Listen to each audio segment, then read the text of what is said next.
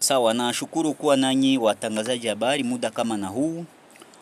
Mimi ni Stratege na Mubamba, niko nahusika na upashaji habari kwa mseto wa Biloze Bishamuke. Ni kundi la vijana ambao waliweza kuchukua silaha katika hali ya kupiganisha adui wa Kongo. Kila yeyote ambaye alishika silaha ili kutaka kugeuza institution zenye zilichaguliwa, kwa kweli sisi atatukuta kwenye opposition yake, hatutamkubalia.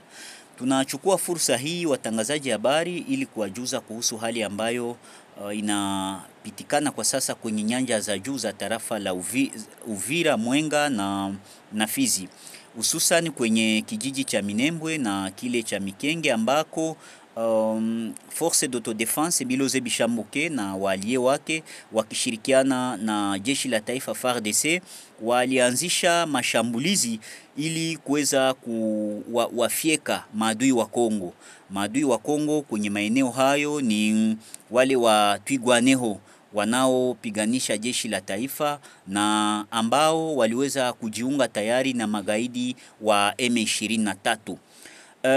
Mapambano iliweza kuanza hiyo siku ya tatu tarehe 20 Machi mwaka wa 2025 na yalianzia kwenye ngome, vituo kabambi vya magaidi hao wa Twigwaneho.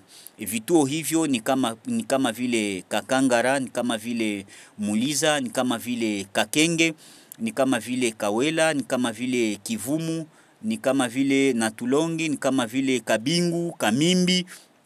Hiyo ni mavituo vya magaidi wa Twigwaneho ambao walikuwa tayari wamejiwekea katika hali ya kukosesha raia usalama. Na tukiwa kwenye tarafa la Mwenga huko Kipupu, wazalendo pamoja na FARDC walianzisha mashambulizi nao pia huko kwenye maeneo ya Ngezi ya kwanza na Ngezi ya pili na kijiji cha Bilalombili, Mikenge na pembezoni mwa Kipupu. Lengo ni kuweza kutafuta amani kwenye maeneo hayo. Amani tapatikana ni katika hali ya kusaka wale magaidi, kuwafieka, kuwafukuzia mbali kila yoyote ambaye alishika silaha ili kuweza kupingana na serikali ya Kongo. Bwana mtangazaji, nitakukumbusha kwamba nchi ya Kongo ina katiba.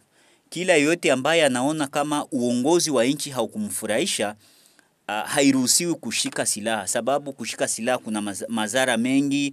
Kwa sasa kwenye nyanja za juu watoto hawasomi, walimaji hawafanyi kazi zao kama kawaida, wachuruzi hawafanyi kazi zao kama kawaida, ni kwa sababu ya ile milio ya risasi. Lakini kila mwenye anaona kama anaweza akapingana na serikali, katiba iko wazi.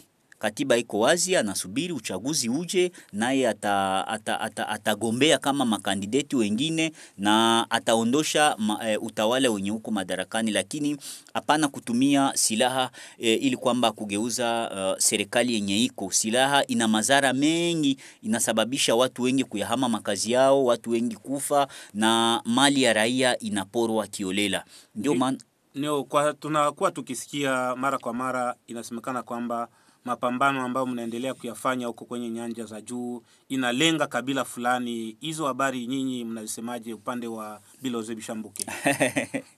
Bwana mtangazaji, hizo ni habari za uongo, ni habari za uzushi.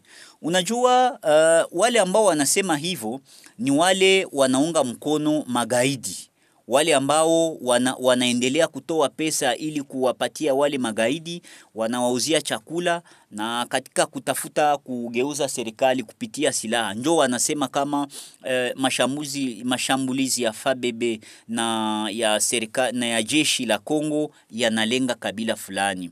Kwa kweli hatulengi kabila, tunalenga adui wa Kongo. Kokote adui wa Kongo atakuwa, akuwe kaburini, akuwe ndani ya maji, akuwe angani, akuwe hewani, kokote atasakwa na watampurusha. Na raia wa Kongo atafurahia kuona jinsi serikali ya Kongo kupitia jeshi la taifa wakishirikiana na Biloze Bishambuke na makundi mengine yenye kumiliki silaha watafukuza adui na kila raia atafanya kazi yake kama kawaida. Kwa leo ni vijiji gani ambavyo mnapambana kwa sasa na wanani wanadhibiti hizo vijiji? Ndiyo, kwa sasa mapambano yalianza kwenye kijiji cha Mihanga na wanajeshi wa FARDC wakishirikiana na wazalendo walikuja hapo ili kuamba kufukuza magaidi wa Twirwaneho wanaoshirikiana na M23. Walikuwa wanashikilia hiyo maeneo, lakini kwa sasa wamekwisha wafurusha. FARDC haina mchezo bwana. FARDC ilikuja katika hali ya kutia ordre, kutafuta nafasi ili kwamba kila raia aweze kufanya kazi yake. Kwa sasa na kuahidi bwana mtangazaji, mnamo dakika chache tu tutakuita kukuarifu kama Minembwe tayari iko mumikono ya jeshi la taifa na mumikono ya wazalendo, kwa kuwa operation ambayo inaendeshwa kwa sasa ni operation kabisa ya kijeshi na inaendeshwa katika heshima ya haki za kibinadamu. Wanaheshimu binadamu, wanaheshimu kila mtu, hawalengi kabila yoyote, wanalenga adui wa Kongo. Kwa sasa nyinyi watu wa Biloze Bishambuke, muna ujumbe gani kwa raia wa Fizi, Mwenga na Uvira ambao wanapitia kwa leo vita ambayo inakuwa ikisukumwa na nchi ya Rwanda? Leo tunaona Bukavu wanadhibiti maeneo mengine, wanatishia kuja huku maeneo ya Uvira. Je, jeshi lenu la Biloze Bishambuke mnajitahidi na nyinyi ama muko kwenye shamba la mapambano na wengine?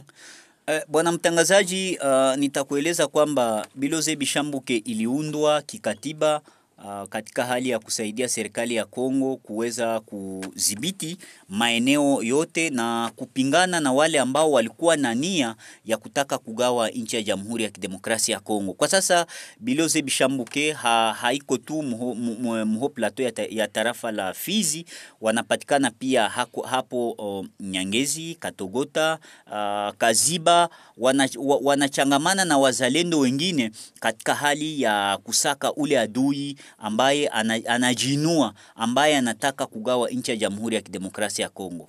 Ujumbe kwa raia ya Jamhuri ya Kidemokrasia ya Kongo ni kwamba wote waunge mkono jeshi la taifa ili kwamba usalama uweze kurudia. Unajua na mnatoa ujumbe gani kuna habari inasemekana kama kuna wazalendo wamoja wamejiunga na M23. Nyinyi mnasema nini kuhusu hizo habari? Hakuna wazalendo wanajiunga na M23, ila kuna watu fulani ambao adui ana mbinu nyingi anazitumia kwa kudanganya watu fulani.